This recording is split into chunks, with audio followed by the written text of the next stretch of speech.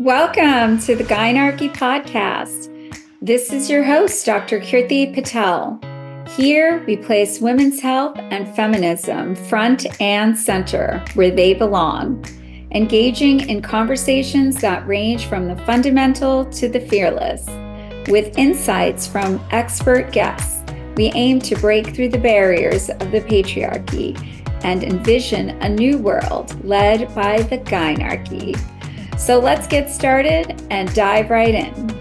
Welcome to the Gynarchy Podcast. This is your host, Dr. Gynarchy Patel. And today we're going to be talking about the state of fertility medicine. I have a very special guest. His name is Dr. David Sable.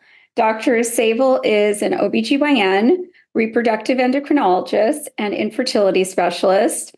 Now an asset manager at the Special Situations Life Science Innovation Fund, and also a lecturer at the Department of Biological Sciences at Columbia University's Graduate School of Arts and Sciences. So welcome, David. Thank you for having me, Dr. Patel. Please call me Gynarchy. Okay. I want to tell you that you have the rare and special honor of being the only man that has been invited to speak in my podcast for this season. So 12 episodes and you're the only man. And I do feel like I was a bit influenced, not only because of all your work, good work with women, but also I love your tweets that I see about how supportive you are of your very accomplished wife and daughter. So it's very kind of you. I think as an OBGYN for many decades now, I kind of got grandmothered in. Yeah. So I thought we'd start by you sharing with us, your background and telling my audience a little bit about what brought you to infertility medicine and what inspires you now. Yeah, I think I entered fertility medicine for all the wrong reasons. I started off as an economics major, went to medical school, loved medical school, absolutely loved it. Went into OBGYN again for the wrong reasons, because I thought it was a nice combination of primary care medicine, surgery, and I liked delivering babies. No thought whatsoever in my immature mind about the problems that I was going to solve and the people I was going to help. Oh, really? Really, it was, I'm ashamed to admit it. It was all about, the intellectual challenge and things of that sort, which is not terrible. But if you're a doctor, that should be kind of numbers 5, 6, and 7 on your list of priorities, not number 1. And at about the time that I was doing this, the first IVF baby was born when I was a sophomore in college. And that just struck me as a fascinating area. It's something totally new. And medicine is, kind of is pedestrian and kind of goes along. And then something really exciting happens. And to me, that was really exciting. I applied for a fellowship in reproductive endocrinology, was fortunate enough to get one, and started my fertility work in 1990 at Brigham and Women's Hospital up in Boston. Same year, I actually happened to meet my wife in a bookstore on Newbury Street. And it was a terrific 2 years I had up in Boston. I was very fortunate from training on to be working with fabulous people. At the time I was a resident at New York Hospital Cornell. They built the best IVF program in the world. Fellowship up at the Brigham was phenomenal. I had started practicing at a place called St. Barnabas Medical Center in suburban New Jersey, which had a very progressive administration and a fabulous chairman named Dr. Jim Breen, who was one of the best gynecologic surgeons in the world. And they wanted to build an absolutely world-class academic department. So we recruited a great IVF director, a doctor named Richard Scott, and we stole Cornell University's embryology laboratory, headed up by a guy named Jacques Cohen. And if you go to any embryology lab in the world and you say Jacques, you will know exactly who you're talking about. While we were at St. Barnabas, ICSI was invented, the ability to inject sperm into eggs. Virtually overnight cured most male factor infertility. Wow. I worked with a scientist named Santiago Munet, who was one of the inventors of biopsying embryos to check for genetic disease. And it just absolutely fascinated me. It was a great area to work in. I ended up as chairman of that department for 5 years. Mm. And in 2004, I had a daughter who was a 4-year-old. The son at the time was 7. My daughter told my wife that she didn't think she had a dad because I was never home. Oh, And it was, wow. I hate to say it was pretty true. Mm. And we took the IVF program private that year. And we had also started another company called Reprogenetics, which was a genetic testing company for embryos in IVF.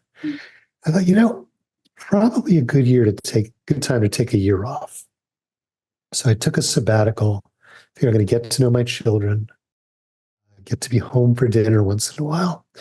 And that 1 year sabbatical from medical practice is now in its 20th year.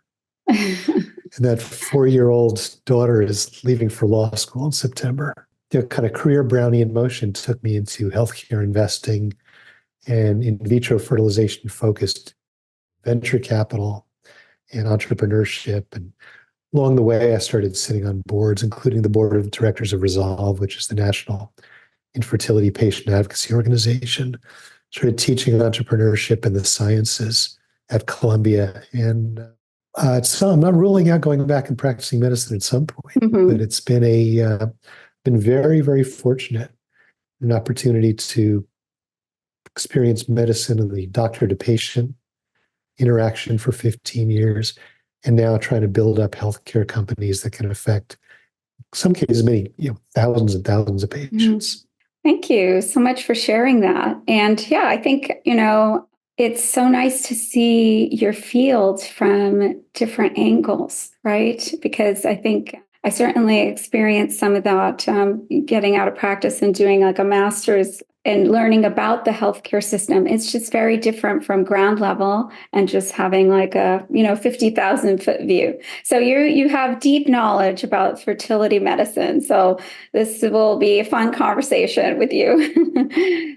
So, what made me select this topic was obviously IVF has been in the news, and there was a bit of a controversy in February when the Alabama Supreme Court basically voted or said that embryo can be considered a person with rights.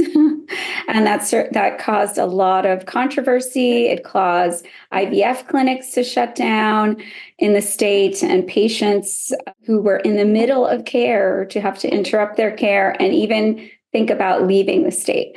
So what are your thoughts about that? Is this something, I know that in the very next month, their legislature, kind of passed a measure so that they could continue to practice for the time being. How serious is this? Like, should we be worried that this is going to be happening more and more? Well, two ways of answering the question. One is IVF specifically has never been out of the news. For the first IVF baby, it's been controversial. It is, it's unnatural. It's terrible. The objections are usually religious in nature, which I respect people's religions. I respect people's beliefs, but that's not the basis of law in this country, nor should it be the basis of people limiting their choices for building families. So IVF has always been controversial. When we started doing genetic biopsying of the embryos to try to prevent genetic disease, we got hate mail. We had somebody picketing outside our office. We were told we were playing God, that kind of thing. And I would answer, I said, if you've had a couple that had a 2-year-old child die of a spinal muscular atrophy, which is a genetically inherited disease, why is it a bad thing to give them the opportunity to take that risk from 25% of every pregnancy to 0? Mm-hmm. So it's we have a pretty straightforward answer to that. The laws around IVF are kind of, in the business world, we would say they were derivatives of the laws around abortion. And, I've debated abortion many, many times with, very staunch conservatives and pro-life and religious people. And I'm more than happy, think of me as a business person, and I will often remind them that they're having a discussion with someone who's performed hundreds of abortions themselves. The arguments there are, again, they're purely religious. They're not based on any type of science. So I don't engage in religious arguments. That's a great and our argument itself. It's not something I have a great background in. Our legislatures are not supposed to either, but they choose to do so. Yeah, I mentioned before I was on the board of directors of Resolve for a while, which is a fabulous, fabulous organization. Incredibly effective. They do everything from patient counseling to advocacy to lobbying. And normally, when a law is considered at a state legislature, and it's always at a state legislature, that would limit the ability to perform IVF, it's usually on the basis of the rights of embryos. And historically and biblically, embryos had no rights. Or if they did have rights, they were superseded by the rights of the mother, who's alive and has a life now. What was odd about the Alabama law is that it wasn't a legislative law; it was a judicial ruling. If it was a law being considered by the legislature, Resolve has a SWAT team that parachutes into the State Department, the state capitals, and just knocks on doors, one person after another, and educates them as to what it all means. Because your typical state legislator, some of whom are brilliant, some of whom are not, very few have much of a background in embryology, just don't understand what they're being asked to rule on.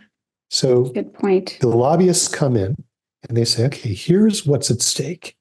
And they'll also say, okay, think about the people in your life, because most of us are 1 degree of separation away from an IVF baby, including people who sit on state legislatures all over the country, regardless of the state. They say, do you want to erase the ability of people to be born like that? And they're extremely effective. None of these laws have ever been passed.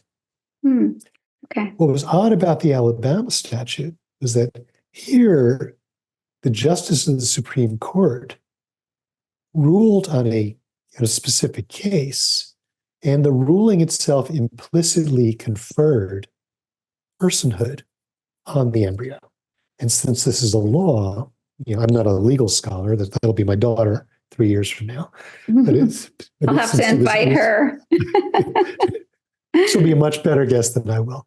But the law, it starts setting precedent and it starts rippling through. And in this case, it limited the ability of people practicing IVF right now to the possibility that what they're doing would make them susceptible or liable or to potentially criminal things. And that would limit their ability. It would limit the patient's ability to use their embryos that they create in a way that they deem fit. And it really turned the world, on its back in the state of Alabama. Now, the legislature did pass some type of law shielding the practitioners from legal culpability.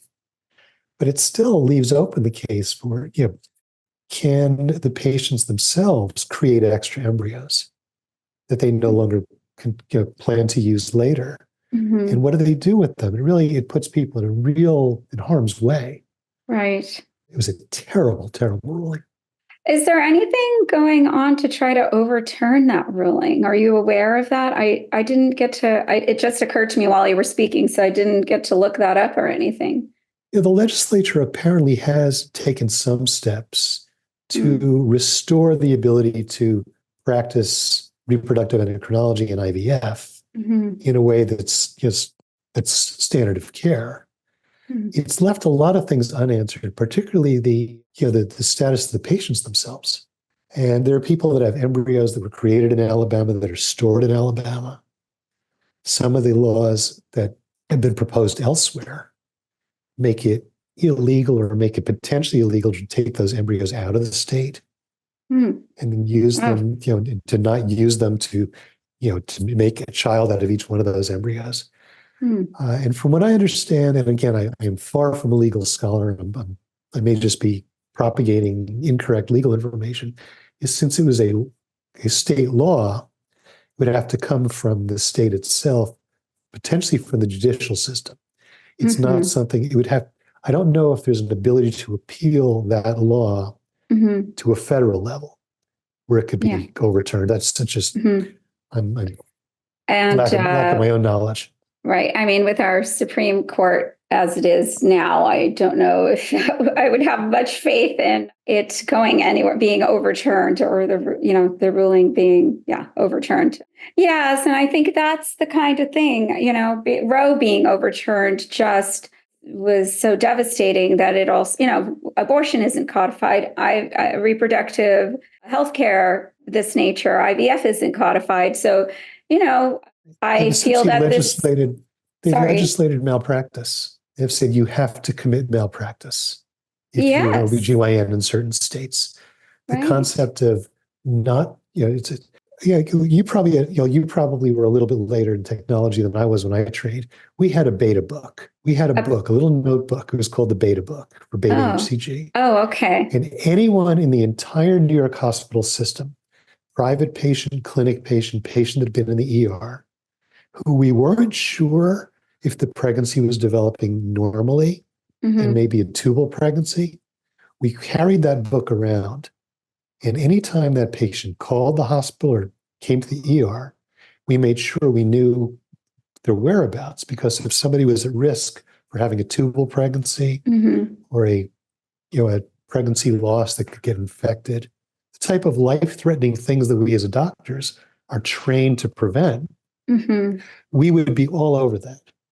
Right. Nowadays, in a lot of states, you're prevented from practicing standard of care medicine.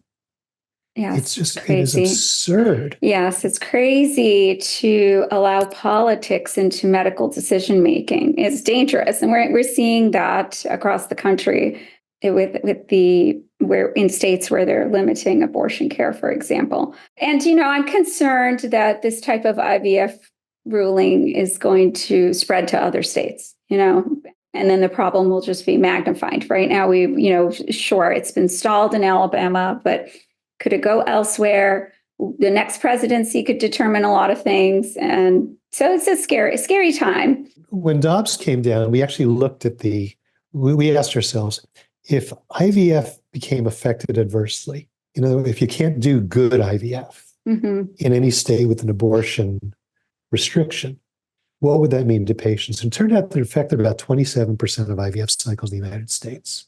And it would mean traveling a range of 25 to 1,100 miles to get to the nearest IVF center in a place that wasn't adversely affected by one of these laws. At a time when 15, 16% of our couples can't conceive naturally that are suffering from infertility. Number.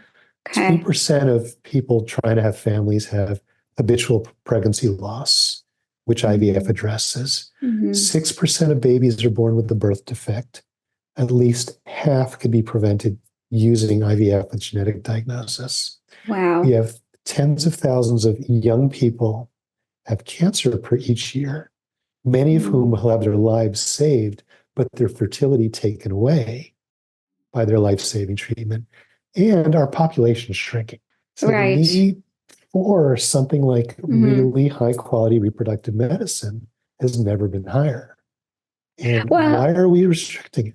Yes, it's kind of crazy because the conservative movements certainly talk about that a lot as well, like how this fertility crisis, and we need to increase childbirth. And so it would seem really counterintuitive to interfere with IVF, which helps people to have more children. So I don't really understand the motives. Yes, there's this link to abortion and embryonic personhood, but I also wonder how much of this is not wanting to give access to patient groups they do not support, like LGBTQ plus or single women not wanting to get married. What are your thoughts on that? Am I making this too political, uncomfortable conversation? No, it doesn't make me uncomfortable at all. But we have a parallel in Europe, Western Europe, because in France, until very recently, you could not do IVF on a same-sex couple. Wow. In That's Italy, recent?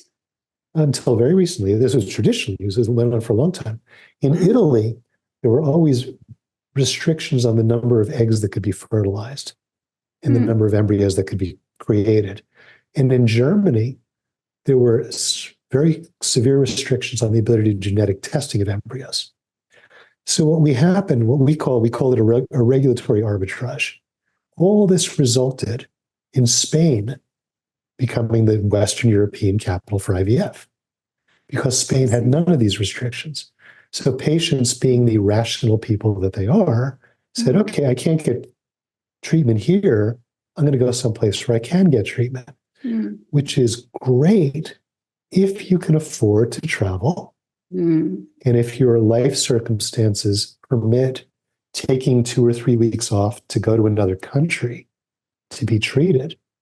But it's profoundly unfair and wrong to tell, under the guise of family values, that there are certain people that you cannot permit to have a family. So interestingly, we've seen in just the past few years, the restrictions I talked about are all going away. France is suddenly nasty. If you're a same-sex couple, yes, you can do IVF. Italy has loosened up many of their laws. Germany, it's much more complex reasons behind some of those laws. Some of those are being loosened up. Unfortunately, we're seeing the opposite, the potential for the opposite here in the States. And the people that suffer, like infertility, is just as bad in Alabama as it is in New York or Massachusetts or California. It hurts just as much. Losing a baby to a genetic disease that can be prevented is as much a tragedy, regardless of your political inclinations, as it is anywhere else.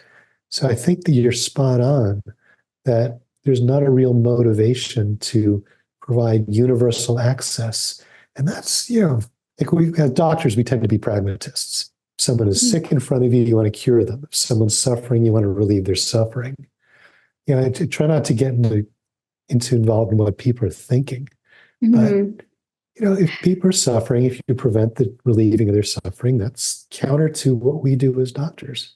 That was interesting to hear about what happened in Europe, and good to hear it's expanding. And that really does reassure me, because I do feel, maybe I'm cynical, but I do feel at the end of the day, capitalism wins in our country. So limiting access limits the dollars also. So I don't think they want to see people flying out and having their IVF elsewhere. So that's interesting. So, we were talking about the demographics, the different groups, like who are the biggest? How big is the need? Actually, let's start there. I'm not sure. Is the demand increasing, or is it decreasing, or about the same over the years for fertility care? And which are the groups that are seeking care the most? Well, the demand and the supply-demand mismatch has always been enormous. We've been doing IVF for 40 plus years. We created 12 million babies through IVF. Every one of those we should be thrilled about. Absolutely great. Per year, we do about 3 million plus IVF cycles. We create about 650,000 babies per year worldwide. In 2018, I said to myself, I've always known that we don't treat enough people. I challenged myself, okay, let's figure out what the number is. And if worldwide, we have about 130 to 140 million babies per year. If you take a certain percentage of that as a prevalence of infertility, and the number that the World Health Organization uses is 16%. I wanted to be conservative, so I found the best paper, the best methodology I could with the lowest number. That turned out to be about 9%. So you apply 9%, that's 12 million babies per year that the world wants that they can't make on their own. That's infertility alone. So we do about 600,000. That's 12 million. That's 20-fold what the need is that people don't have access. Wow. If we add habitual pregnancy loss. And when we started doing genetic testing of embryos, we started seeing a tremendous number of people that had 6, 7, 8, 9 miscarriages. Wow. Every pregnancy test was a source of dread. Oh Mm. my God, when is this pregnancy going to stop? When is and many of these couples had genetic reasons for them. Just a single swapped piece of a chromosome. Wow. And instead of having, 90% of their embryos be normal, they had only 5% of their embryos being normal. We were able to treat that with IVF. Mm-hmm. And that was, you talk about someone who'd suffered for years and years and years and years, and you can have successful babies there. What a great thing to get out of bed for in the morning. Yes. So that's another 2 million rewarding. babies per year. Exactly. How many? Sorry, could you repeat that? Another 2%. 2 million. Okay. So let's say 2 million. So we're up to 14 million. Wow. You take the LGBTQ family and friends of ours. That's a very difficult number to pin down as the number that would need IVF, but very many, including all of the male couples, would need IVF. Mm-hmm. So we're at another several million. Mm-hmm. The oncofertility, the people that have cancer early, that we need to freeze eggs or freeze sperm, and the sperm we end up with very, very small numbers, all needing IVF. The number I came up with was somewhere between 20 and 30 million babies per year. Wow. That the world wants, that IVF can provide, that we do not have access to it. Wow. So it's an enormous, enormous number of people that, again, and infertility and habitual pregnancy loss, these are things that are tremendous suffering. You've seen them in your practice. Yes. And it's pretty devastating. And we have to find a way to get IVF to them. What are the barriers to access? What are the biggest barriers to access? I guess we're speaking, you can speak internationally, but I'm sure people would like to know also, particularly in the US. Sure. Well, starting right about that time, we went into and did an enormous study of the IVF industry. Not so much the profit and loss part of it, but okay, what are the inputs? What are the outputs? Let's turn IVF into an engineering problem. Let's look at it from a systems engineering basis. And why do we have 20 million people that want access to it, and only a few 100,000 are getting access to it in this country and a couple million worldwide? And it turns out that there's 3 things. There's obviously cost, time, the commitment of time, and the life disruption that people have to go through to do IVF. And if an IVF cycle is a very grueling thing, you've got to be monitored very closely. You're doing shots a couple times a day, getting your blood drawn constantly, and you got to clear out your schedule for a procedure to have your eggs retrieved. And then a month or 2 or 3 months later, you have to come back and go through monitoring again and plan to have an embryo transferred. We always kind of try to put it into look at who are the people that we're talking about. You say, let's think about a 3rd grade teacher who spends years, 8 hours a day and maybe 10 years of her life taking care of other people's children, and she can't have her own. So most teachers can't afford a $15,000 or $20,000 IVF cycle. Even if they can afford an IVF cycle like that, they can't afford to take the mornings off for 2 weeks to go in for monitoring. You can't just show up for class at 10 o'clock every day. So those are barriers. And then we went into, okay, well, how do we address those? How do we get IVF cheaper, more available, closer to the patient's homes? How do we kind of run the tech playbook? Invent stuff that makes it easy to make an IVF cycle scale so that anyone who needs it gets it. And there we looked at every little interaction during the IVF cycle. The patient doing things on her own, the patient going online for information or to order testing, the patient going to her OBGYN to having testing done, procedures done, diagnostics, and then finally dealing with an IVF clinic, dealing with the procedures there, the testing, the workup, dealing with the financial aspects of it, dealing with the insurance companies. And then from the supply side, what does it take to produce an IVF cycle? Well, we came up with 4 buckets of things that are keeping IVF from scaling the way, say, personal computing scaled, or the way the ability to travel in an automobile or an airplane scaled, from a very tiny number of people that needed it to everybody. It turns out there were 4 areas that were kind of preventing IVF from scaling up. And here we got really super wonky.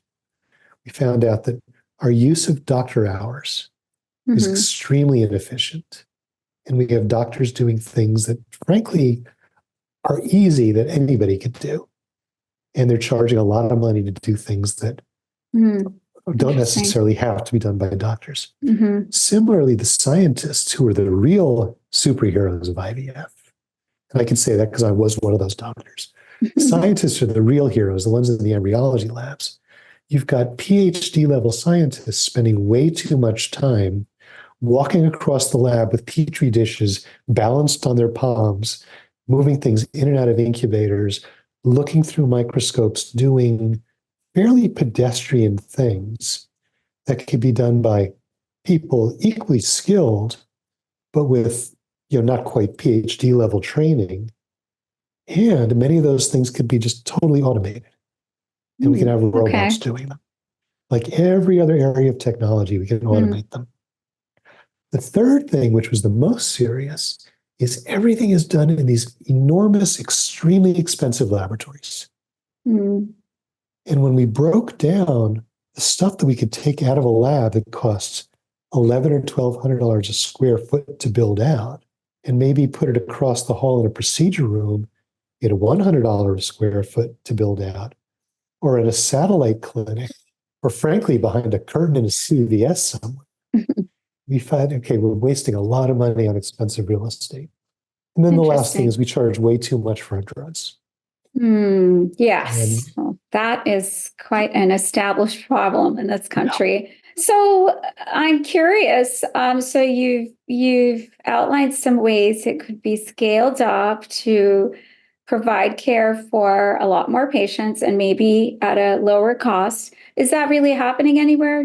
Are you funding companies that are doing that? Well, that was the plan, and that became the solutions to these problems. Became our shopping list. Okay. So, okay. I see. We want to find people that can fix these things, provide solutions. So now my compliance department does not let me talk about companies or anything like that. Okay. But we can talk about problems and solutions. Okay. So one of the first things that was breaking was our ability to properly freeze eggs and embryos. When I started doing IVF, we didn't freeze anything. At the very beginning, we didn't know how to. And then since the implantation rate or the live birth rate per each embryo we put back was so low, we used to put back a lot. We had very few left over to freeze. So as we got better and better at the science, we reached a point where we just put back one at a time.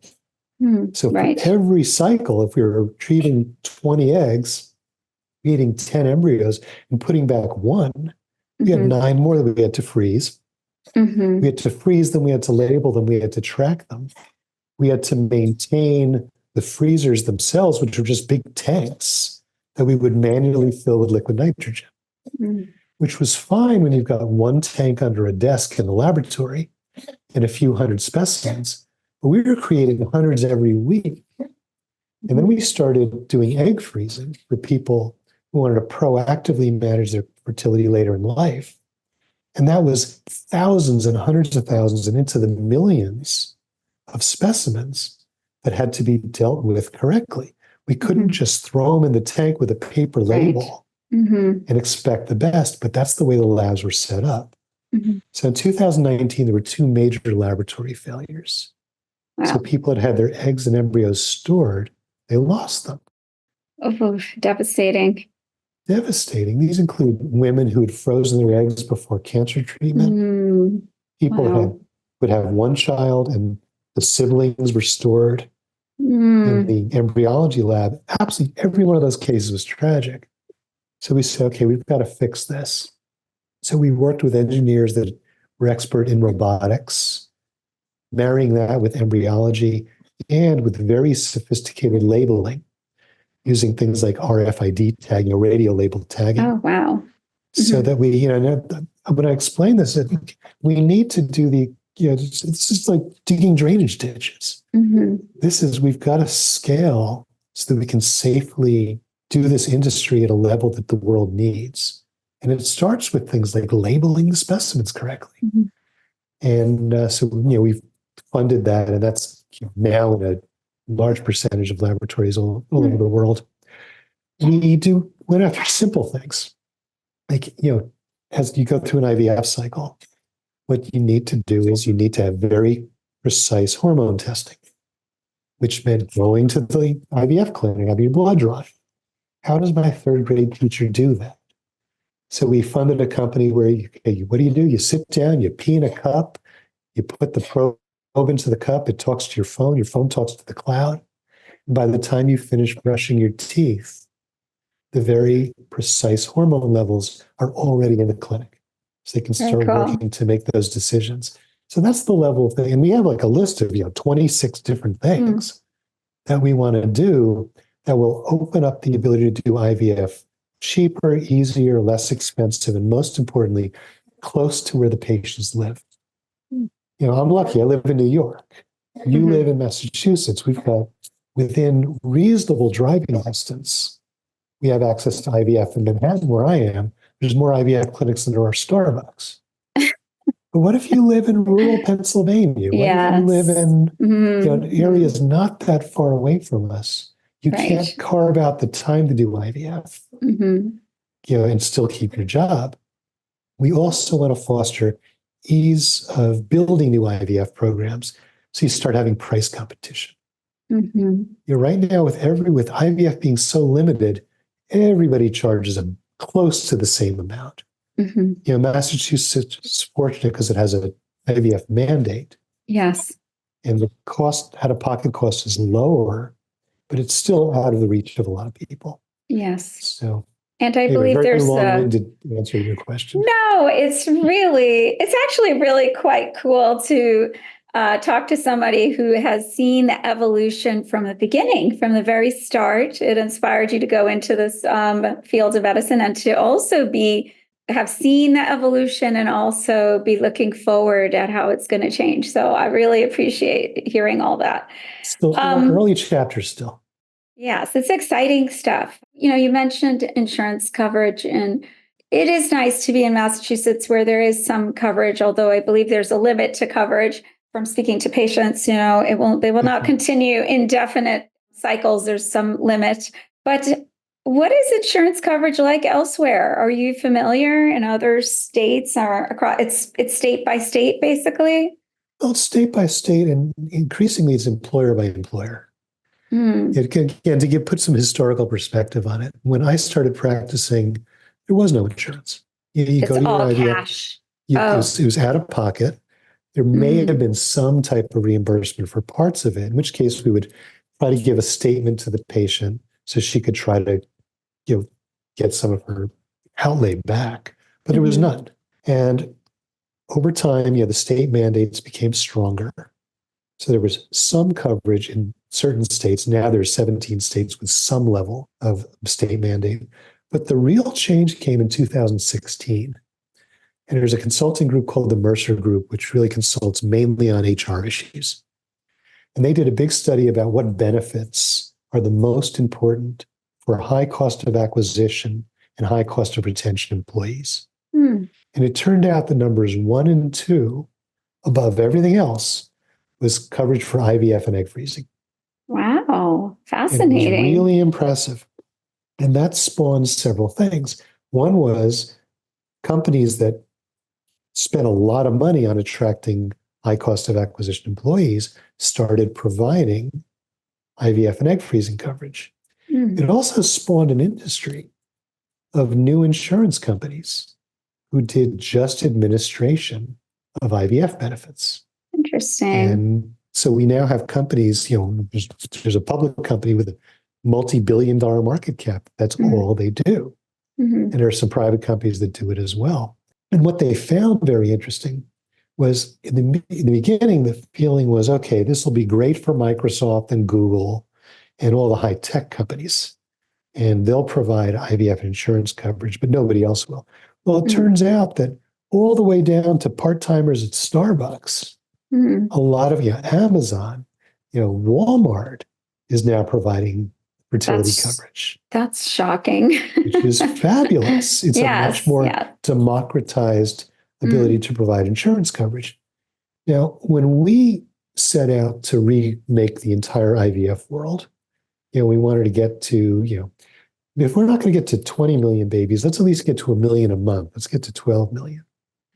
We decided our approach to insurance was, okay, we can do it with them or we could do it without them.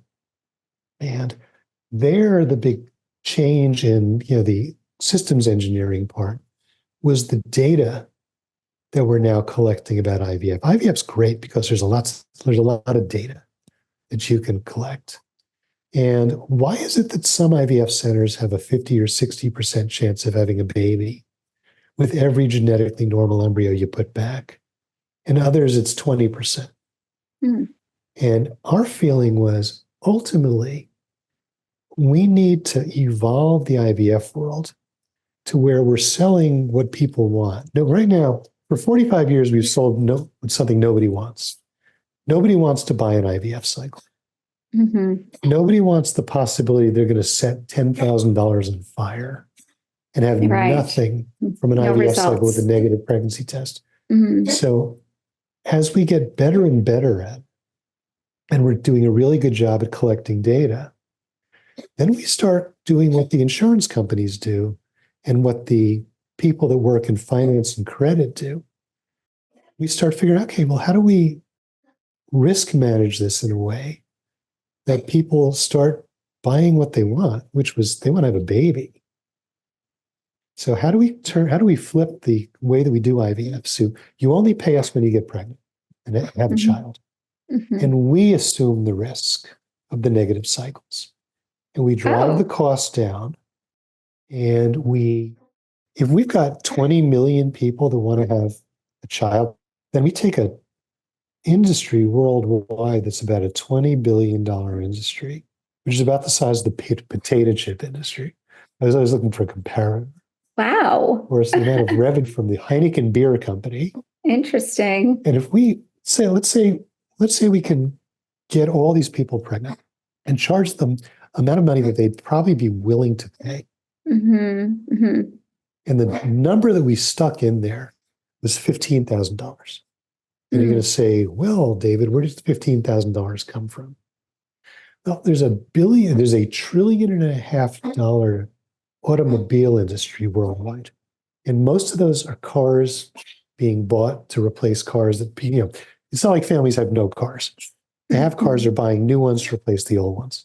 The cost of a new car worldwide is somewhere above $20,000. Obviously, it'll differ some countries versus the others. We figure, all right, well, what's more important, having your first baby or having your third car? So let's make a theory that people would be willing to pay $15,000 knowing they would have a baby. Okay, let's assume it's $15,000. Now let's assume that all those people we're talking about, they can all enter the marketplace. And there'd be some difference one country to another, but on average, they'd be paying that $15,000 knowing they would walk away with a baby. What number of cycles is that? It doesn't matter. Oh, okay. Because they're not their money's not at risk until either they're said they have a baby or they're told, listen, the data tells us your chance is 0 and we're not going to treat you. And does that equate a refund? Well, there's different ways of risk managing it. There's companies that will actually front the money and refund it to you. There are others that will have a minimal outlay, just kind of a service fee. But ultimately, we're saying, okay, what if we're so good? You say, just come on in. You pay us on the way out when you have a child. That's the wonderful. Industry at that point goes from a $25 billion industry to almost a $500 billion industry. Wow. So it's good business to do it this way. There's an enormous industry to be grown that arguably is bigger than any other industry in healthcare. It's just a matter of finding the right way to do it. It's like when I bought my first computer in 1988. It was like $2,500. It stood alone, didn't talk to any other computers. There was no internet. I was able to do spreadsheets and word processing and make slides. And it was a fabulous computer. I loved it. I could do things. I was able to track my deliveries. I did my thesis project on it, and I loved it. But that was about 40 years into computing when I had that. Now, 3 years later, the internet was invented. And nowadays, the computer on my desk is like 1,000,000,000,000 times more sophisticated than the one I had in 1988. And it does everything. And it costs $800. Wow. Yes. So it's a tech playbook that plays over and over and over again. And we asked ourselves, what if we take that tech playbook and apply it to in vitro? And we've got 20 or 30 million babies a year worldwide that families desperately want. And they're willing to spend money. They want to enter the marketplace and spend, they don't want it for free. People are willing to pay $20,000 or $30,000 for a car to replace the old car. They say, fine, $15,000 and I know I'll have a baby. Great, sign me up. Our job, we figure our job is, okay, how do we facilitate that? And that's the way we've approached this from the beginning. I love that idea, expanding, access to so many more people at a much lower cost. And that cost, that's still not accessible to everyone, but perhaps that lower cost and that flat sort of rate would encourage more insurance coverage too. Insurance coverage, it could be alternative delivery. There may be someone who's a very sophisticated entrepreneur and says, I could take this and do it for $5,000. It's like, there's right. People get, right now, IVF is it's like the hotel industry if we only had the Ritz-Carlton. If you want a good night's sleep, you could pay $2,000, terrific, you got it. Good point. But people don't want the $2,000 hotel room. They want a clean bed, they want a clean bathroom, and a quiet place to get 8 hours of sleep. So we need to build the Hiltons and the Sheratons and the Airbnbs of IVF. And it's like the restaurant industry. Some people go to a restaurant for an experience. Most people go to a restaurant not to be hungry. Yes, so you're right. We don't have a range. Yes. We don't. Well, why are we charging the equivalent of, I want to do an IVF experience level? Right. Michelin experience. Exactly. They want to be not infertile. Right. So we're just trying to facilitate you to make these other ways of getting to that endpoint. Well, thank you. Thank you for sharing that future of IVF little, dream. I would like to bring it down to individual concerns, because I do have a lot of women followers, and infertility, as you know, is often blamed on women, but it's really not just a woman's problem. What are the rates? How often is it female factor versus male factor? Well, I deviate from the norm on this. I used to tell my patients that unless you have 2 blocked tubes, or you never ovulate, or there's no sperm, all infertility is unexplained. Oh, fascinating. And what we don't know dwarfs what we do know. We do know that both men and women get less fertile as they get older.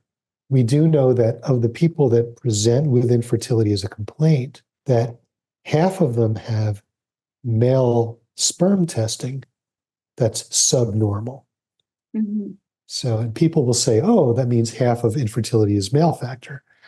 I don't really interpret it that way. It may be more of it is male factor than just half. Okay. Because the tests that we do are not perfect. And, we've been testing sperm by counting them, looking at how they swim, and looking at how they're shaped. But the reality is a sperm has several jobs. One of its jobs is to carry normal DNA inside. And we have no way of telling that. Another has got complex jobs in terms of right after fertilization occurs, the sperm contributes to the regulation of early embryo development. We have no way of testing for that. Okay. So merely by looking at the count, the motility, and the morphology, and assuming and defining male factor that way, it's like trying to decide what's in the trunk of the car by the license plate. You just don't know. Interesting. So we approach fertility, there's a physiologic fertility as we get older. As we get older, we were bioengineered to get pregnant easily in our early 20s or our late teens. Now, with most of us having children earliest in our 30s, we're just like nature. We're just not working with nature. There's a lot of good reasons we do that. And, it's like I talk to my daughter and some of my daughter's friends, they know I'm a fertility doctor. So they all know about egg freezing and things like that. Yeah. So we know that we are kind of going against what nature made easy for us for a lot of good reasons. There's no judgment here at all. Right. But it's resulted in a much more difficult time to conceive. So, and a lot of people in their early 30s are subfertile. Many of them are very subfertile. Many of them reach, total fertility sometime variably in their 30s. And that's a normal thing. And there are other people that have, very inefficient ovulation. They release eggs that are not optimally matured. And this could be something they've been doing their entire lives. A lot of women reach menopause early, which means they get subfertile earlier. Many of their partners are subfertile from the time they're teenagers on. There's many men who, if they tried to conceive as teenagers, when they're by nature optimally fertile, would have difficulty then. So there's lots of conjoined problems. Yeah, this is not an easy. I didn't give you an easy question there, but does fertility decline, optimally, like you said, in the 20s for males and females, but would you say the decline is around the same age, beginning around the same ages and at the same rate? And, what are the differences between men and women? When, women are so acutely aware. As a woman, we just grow up knowing that we have a biological clock. And we factor that. I certainly factored that, I wanted children. And so I kept that in mind. But it seems like men don't do that as much. What are your thoughts on all this? Yeah, no, I agree with you. Men are kind of oblivious to fertility.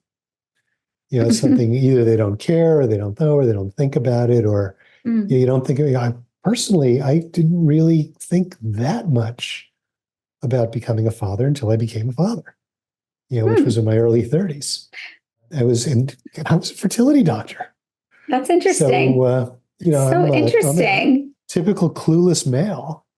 So you don't think too much about it. Plus, we don't have the reminders. Women, from the time you reach puberty, every month you have a reminder that pregnancy is something that you are kind of, it's there. And we also, and women more so than men, although men should be reminded of this just as much, the concern is always the unplanned pregnancy that's not coming at the time you want it in life. And you're kind of, so you go through, and I know in my human development class in high school, it was avoid getting pregnant. It's like you're bound to get pregnant. You walk by a woman in mid-cycle in a windy day and she's going to get pregnant.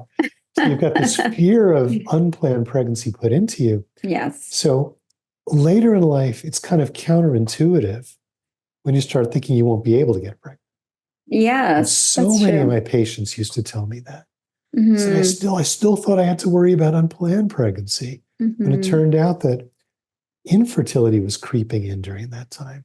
And these were the years before egg freezing, before we could do things to potentially let us proactively manage the risk of infertility. So I totally agree with you. Women are much more attuned to it. And I guess, I always have this little this thought that also it's just put upon women. Yes, we have the period every month to remind us that, that it was I guess, a failed pregnancy cycle. But also, it's just something very much ingrained into women. Like someday, when you're a mother, there's just too much, society and people around you reminding you of that. So it is really interesting to hear from a man's point of view how it didn't even occur to you. So it Right. seems like it was less of a imperative if you even had kids, right? Well, and it's, now it's like, my God, my children are my life. I say I've had two lives. I had my first life was in black and white with no spice on my food. And then I had children and I really started living. Yes. And suddenly it's like they threw open the curtains and the sunshine came in. Yes. When I had children. Didn't know what you're missing. I didn't get it. But I will say as a doctor, I totally got away from blame and whose fault it was and which the diagnosis was. And I always tell people after a cycle, if there wasn't a pregnancy, I said, this was not your fault. It was IVF's fault. The procedure wasn't good enough and we weren't good enough because, oh my God, the blame that patients would put on themselves was just so unfair and so, it really bugged me. And we used to feed into it too. It's like, for example, patients would say, oh, after I put the embryos back, I'm going to not move and I'm not going to eat anything spicy and I'm going to go in a room where there's alcohol and then my husband's not coming near me. It's like, because I need to protect it. And I would tell them, I say, don't set yourself up to blame yourself if the cycle doesn't work. Right. Because you're not going to do anything that's going to make it not work. And that was people, and we would feed into it just by being cautious, like, oh yeah, take it easy and rest, but there's no physiologic basis for that. And the patients would, we did it for good reasons. We thought, oh, it's just being conservative. The patients themselves would take it as a reason to get all upset at themselves. Wow. So we went after that. I said, no, it was the procedure's fault. You go out and jump on a trampoline afterwards if you want to. Yes, go out and it is such a source of shame when it shouldn't be, and yes, a lot of self-blame. Yes, it's like the pregnancy loss patients that you and I share. I hate the term miscarriage. Even the word miscarriage implies that you did something wrong. You didn't carry well, and that's nonsense. Right. Interesting. That's a terrible word. I'm curious about, obviously egg freezing is just something young woman is familiar with now. And when do you recommend that women consider that? When should they start thinking about that or have a consultation to talk about their options? It's a good thing to know about, from early, it's same time you teach women about contraception, we should have them know that egg freezing exists. Just so they know, men too, just so they know it exists. In the military, if you're going into active duty and you're a male, you freeze your sperm. Oh, I didn't know that. Military will pay for it. So if you have some whatever injury, your fertility is protected. Now we're doing it for women too.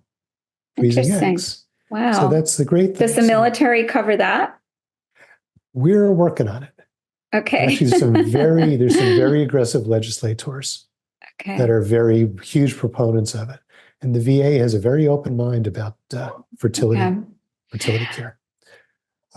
You hear very little about sperm freezing. I mean, and I went a little viral and kind of caused a little firestorm by telling the internet that sperm quality declines over time, and you should also consider sperm freezing.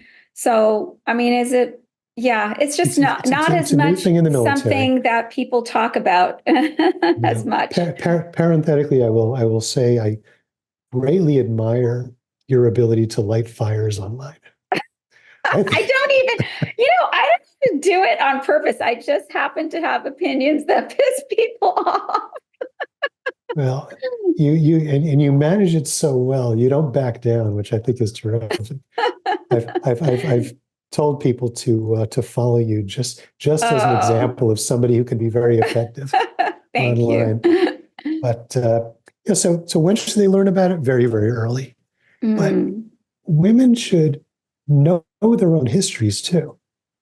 When did their moms and aunts and grandparents have their children? When did they mhm, reach menopause? If your mother or grandmother or aunts or great aunts all had menopause early, mhm, then your fertility may be compromised. mhm. If you ruptured your appendix as a teenager, you may have infected tubes that may. Mm, If you're a heavy interesting. smoker, your menopause is going to come earlier. Good reason Mhm, not to smoke. mhm, There's lots of things that can affect your fertility mhm, that reading the magazine article saying, oh, you can freeze your eggs in your 30s and preserve your fertility. Well, that may not apply to you. So know mhm. where your asterisks are. Right, Know the right. things about your personal medical history that may mean that you're more prone Mhm, or likely to suffer from infertility from somebody else. mhm, Also, your mom may have had 5 miscarriages. mhm, It's not the type of thing people necessarily talk about.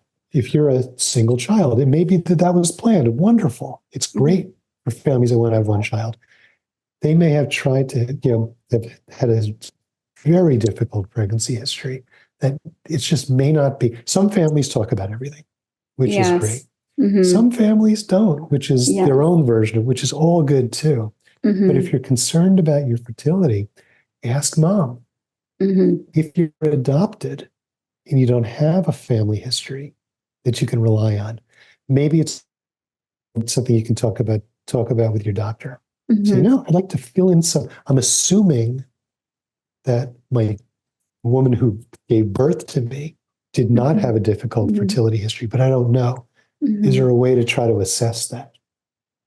If you have super painful periods, if you have very irregular periods, these are things that may want to be looked into just mhm, to see if there's someone who shouldn't rely on the fact that they're likely to be as fertile as anybody else in their mid mhm, 20s, mhm, late 20s, and early 30s. mhm. So, again, I long think winded answer to your question. no, I think that it's a hard one because it really is individualized, right? Depending on their medical history, Very, family history, social history, their lifestyle, and things like that. So I think that is the message, though, to get your history and to also talk to your doctor and start early.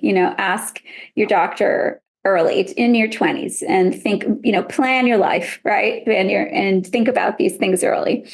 So I cannot believe I had so many other things I was going to ask you, but I think we are running out of time. So one of the things I want to get to is I got an audience question. So I just want to read it and maybe we'll discuss it and then we'll wind down. So this is from Anonymous. Anonymous says, I'm a retired psychotherapist and just wanted to add that I've seen my patient with my patients and add what I've seen with my patients over 3 decades.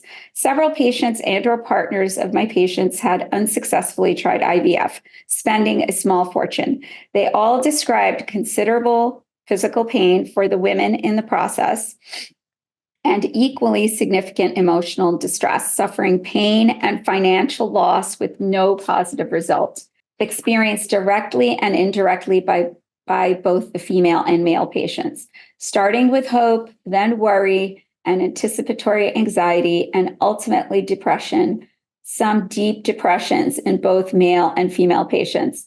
I'm positive you know all of this from your own practice, and I dearly hope this doesn't come across as mansplaining, but hopefully the observations from a fellow clinician. So, Anonymous, thank you for not wanting to mansplain. You do know how to speak to me correctly. I really appreciate that. But let's talk about this. This is such an important topic because it does take such an emotional toll, right? it's an enormous emotional toll. It's awful. There's Mm, so much on the line. It's so hard to do an IVF cycle, so expensive to mm, do it in many cases. And at the end of half of them, at least, you end up with nothing. It's You went through all terrible. that pain, all that aggravation. And it's not like you're getting something that'll make you happy for a day. It is the life that you wanted Mm, versus not having the life you wanted.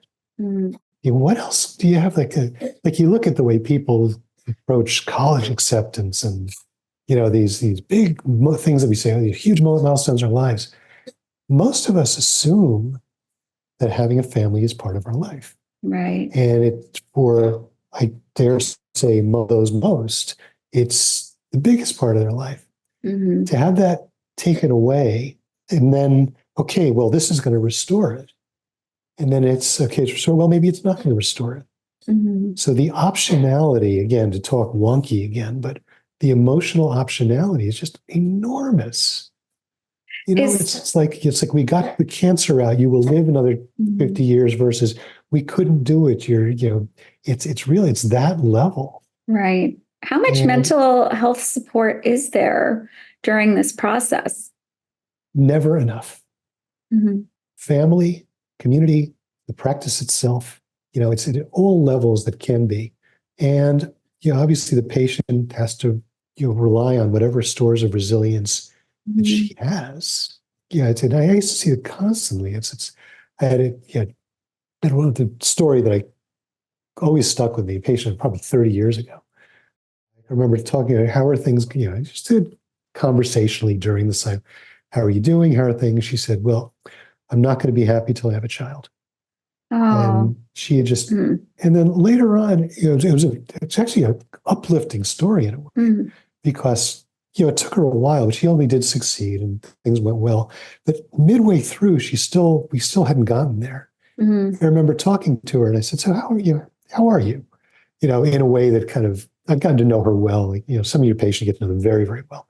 And Mm. just the way I asked kind of said, how are you thinking back to what you told me about never being happy? She said, it changed my mind. If I'm not going to be a mom, I'm not going to give up being happy the rest of my life.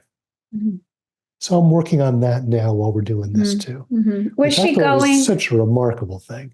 Was she going through counseling or couples counseling in the midst of this? How often We is that we the recommend case? it. We recommend it to every person. Mm. We recommend it to everybody. We make it available. We have counselors on staff. And then Mhm. there were the little things. I used to write, wouldn't say this to people individually, but the stuff that I used to write about preparing for IVF cycle. I said, Mhm. this is purely an observation on my part. Figure out the role you want your own mom to play in this, if you have a mom. Mm. It is some people really want them to not be part of it, which is fine. Mhm. Other people really want them to. And then they'll tell me later, I should have talked to my mom in advance because she so wanted to be there for me, but she didn't think I wanted her. Wow. And because as you're going through fertility treatment, your Mhm. relationship with your mother can be, not always, not for everybody. This is Mhm. just my own observation, can be disproportionately important for a lot of Mhm. people. And it was something that I didn't realize the first 10 years I was practicing. And Mhm. finally, people Mhm. would say to me all the time, my Yes. relationship with my mom was really important. And the same may be true with sisters or female friends and Mhm. obviously your spouse. That's goes Yes. without saying. That's a good Spouse or partner. good point. Yeah. Seek mental support, mental health support, lean on your loved ones. And it makes so much sense. We do lean on our mothers so much as women, especially. I feel we have to wrap this up. I'm sad. I would love to have you back someday. Maybe we'll talk about some of these other things I wanted to talk about. But what closing thoughts do you have? And I'm a son, brother to sisters, husband to an incredible wife and a father to it. I like to think that, man, this is the name of your podcast is as the first representative of my part of the population. I do think yes. that there's I like to think that most of us don't see the male-female relationship as a zero-sum game. Hmm. We look at you as our allies, our friends, we want to be positive parts of your lives. We want to know when we're screwing up too badly because, it's kind of part of being male is to screw things up in your interpersonal relationships. And I just think it's great to talk about this stuff. I love what you do. I love following you. We were friends before you were doing all this stuff, and I think you're doing a great job. So thank you so much. Well, you're officially the first male member of the Gynarchy. Welcome.